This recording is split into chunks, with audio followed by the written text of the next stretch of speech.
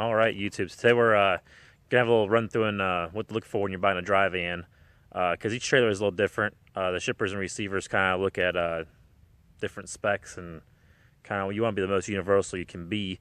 So of course, you know, you don't want to spend all the money either and have all the options. But I see here in the background got another dry van I bought the other day. It's a '03. It's pretty nice. You know, it's not new, but we'll check it out. So, like I said, '03. We'll start with the first is the year '03, and most, if you want to work for the big shippers, they're gonna want 2010 or you want 10 years or newer. So that's one of the things that a lot of people look for, and that's why you'll find 10-year or newer trailers are a lot more money. So when you get back into the 11 or 12-year-old trailers, they get a lot cheaper. We've only had a couple shippers that was very specific on the year model and all that, and they weren't paying no more than the other ones. So we don't do all that. We'd love to have some newer stuff, but it's kind of how it works. So first thing you're going to need is a 53-footer. You can do a 48, but it's a lot harder to get loaded. So 53-footer is what you want. Looking over these things, this is a smooth-sided trailer, which means it's not ribbed. Some of these have ribs that go to length of the trailer, but looking down here at the kingpin area, and this one's got the flat beams here, so if you ever shoot your pin there, your fifth wheel toe won't get the toe of your fifth wheel won't come up here and jam into that. It makes it a lot easier if you do overshoot. Then back here it goes down to a I-beam style, which is good for, that's standard on any other trailer, but you just want to check over your landing gear, kind of normal stuff you want to look over buying any trailer. But dry van specific is going to be your beam placement.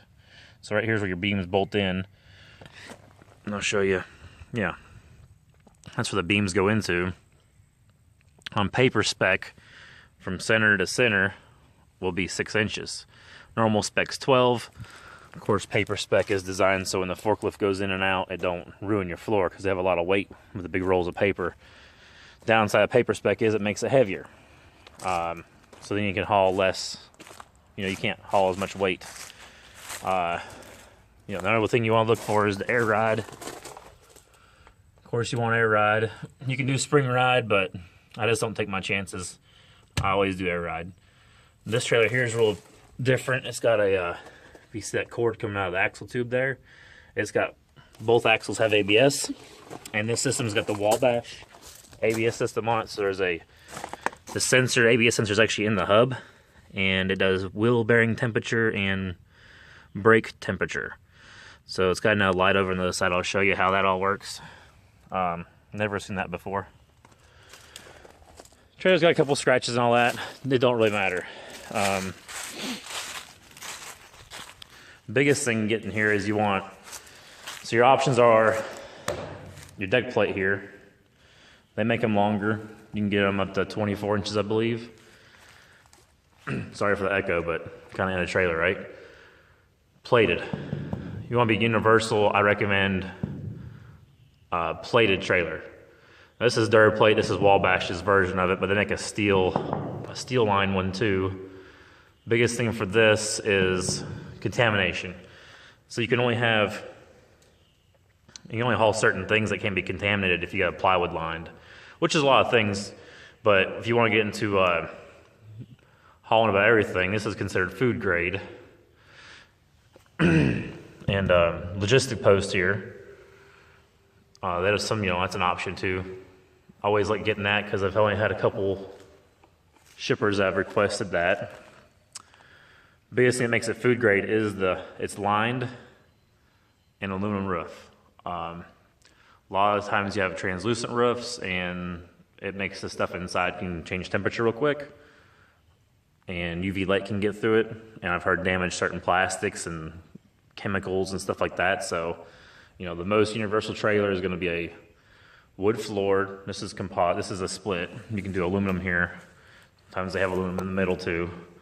But you want the wood because certain loads, they're going to want to toenail into the floor. So they're gonna want to put, a piece of wood across, and they're gonna want to toenail it in. So that kind of gives you that whole entire universal loadout. But your options are the higher scuff plates here. You can get higher scuff plates, thicker scuff plates, composite scuff plates, but main thing you're looking for to be universal is plated logistic post aluminum roof. Other options in these trailers you can get is, this is a weld-on bumper. You can get a bolt-on bumper. Bolt-on bumper I like a lot better. If you have any issues, you just buy a new one, bolt it on. Weld-on's just fine too. And of course, you have the normal options. This back panel can be stainless or galvanized or painted. This one happens to be painted. You want a swing door, obviously, unless you're just doing very specific loads. Swing door is what you want. When you're looking over the trailers, always check the door hinges. This one over here is damaged a little bit, been repaired, but it works fine. But then again, that don't affect getting loaded. It just affects the price of what you're paying.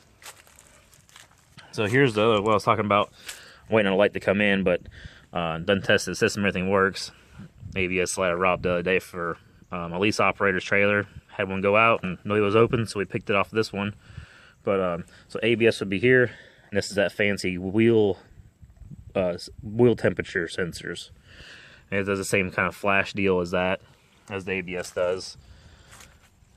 Never seen a system before, but of course you get your sliding pins and all for your suspension.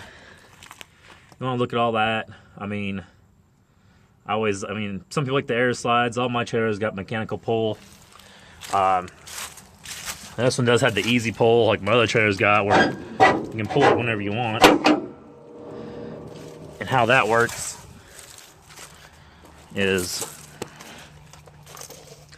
you look in there, it's got a spring in the pin, so you can pull it and the pin won't go in until there's no tension on it.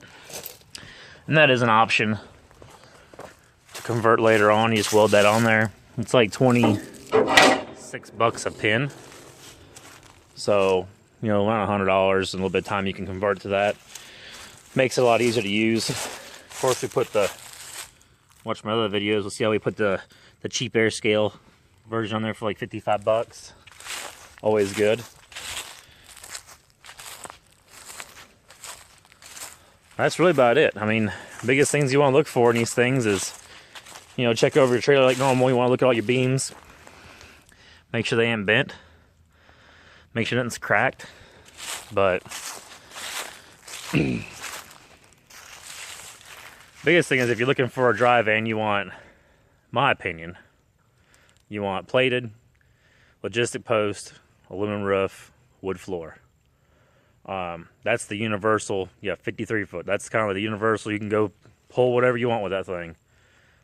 Anything else, you kind of get more into the specialty.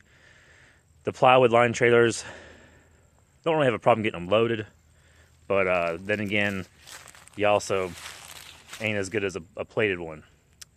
But as always, hit the like button. And if you guys want some more content, let me know. I'm more than happy to make a video. But always subscribe, and I'll see you in the next video.